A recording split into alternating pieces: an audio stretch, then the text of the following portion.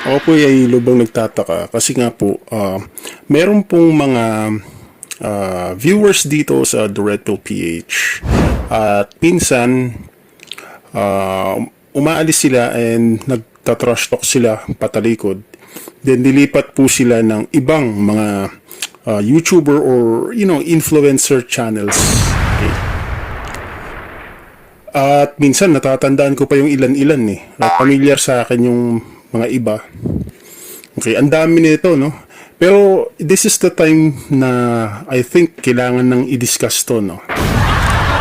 Alright, so after ng mga ilang, siguro sabihin natin average of 2 months, 3 months, nakikita ko po ulit yung mga tao na ito, kundi man sa comment section, nakikita ko po sila sa email.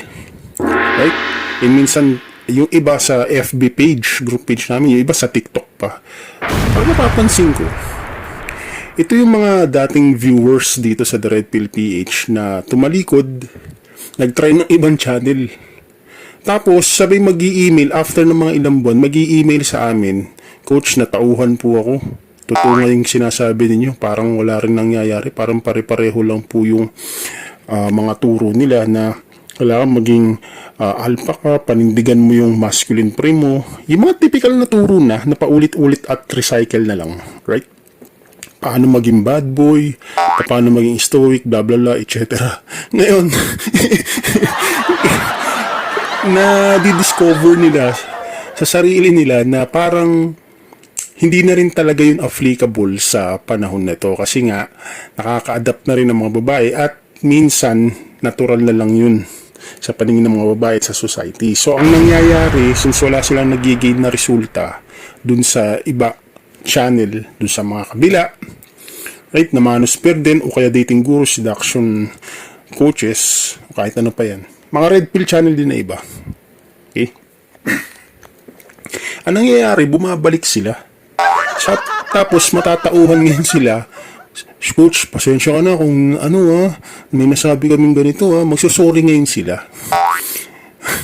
At hindi, simula nung, inimbitahan po ako as a official coach ng The Red Pill PH sa Philippine chapter.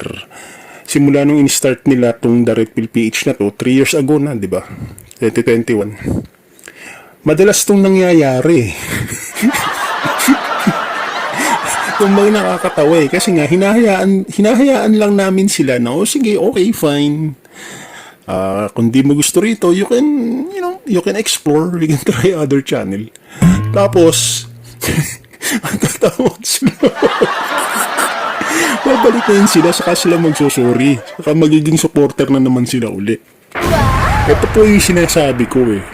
Okay, yung mga nanatili dito ng mga subscribers na viewers, sila na po yung malayo na, ibang level na kasi nga marami na silang mga phases na dinaanan, so nag-evolve na sila, right? Tinuloy lang po nila yung teachings na natutunan nila, yung way of life na natutunan nila sa mga turo namin, okay? At nakikita po ninyo yan. Okay? Marami na kaming mga testimonial dito. Pwede nyo balikan yung mga nakarang video. Marami na rin kami mga testimonial na ipakita sa email. Mga real life stories to. Mga real life testimonials to. Okay? Ngayon ang nangyayari. Itong mga to nagbabalikan dito, makikipagplastikan. Yan sinasabi ko po sa inyo. Alright?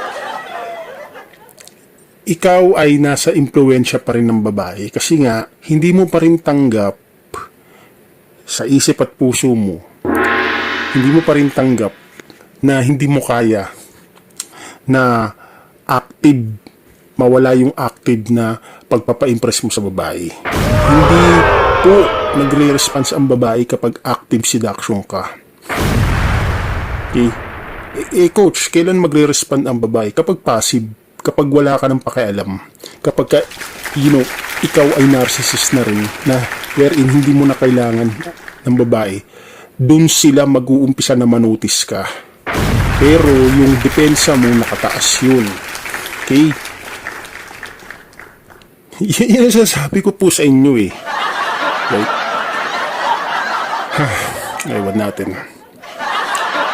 Kung tinuloy-tuloy nila rito, malamang, hindi mo na kailangan hindi mo na kailangan mag-aral ng mga putang inang seduction games, dating gurus, pick-up artists, active red pillars. Hindi, kasi kapag you are trying to search, okay, and find the real you, okay, hinahanap mo yung sarili mo, hinahanap mo yung sarili mong purpose, ini-improve mo yung sarili mo from looks, status, outfits, okay, socialization skill. Pero yung mentality mo is para sa lahat ng tao, hindi nakatutok sa babae. Mai-enjoy mo yung buhay kasi hindi mo pinoproblema hindi mo pinoproblema ang paghahabol, paghahanap, maasa ka na magkakaroon ka ng babae. Hindi mo po problemahin yun. Kasi nga, pag ganun ang nangyari, depression ang kalalabasan mo kasi nga active ka. Aktibo kang naghahanap. Kumbaga, hinahanap mo ang meaning ng buhay mo na nakasentro sa babae. Mali ka rin. Bulag ka pa rin hanggang ngayon. Hindi ka pa rin namumulat sa tunay na wisdom. Kung ganyan pa rin. Kumbaga nasa level 1 ka pa rin.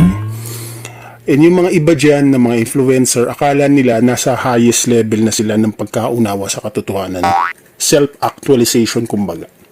Pero sila tong katawa-tawa, okay, na wala naman talagang alam. Akala nila yung present na pagkakaunawa nila, yung present na pagkaalam nila, akala nila yun na yung tama. Okay? Tawa lang ako, pero wala. Alright. Goodbye, guys.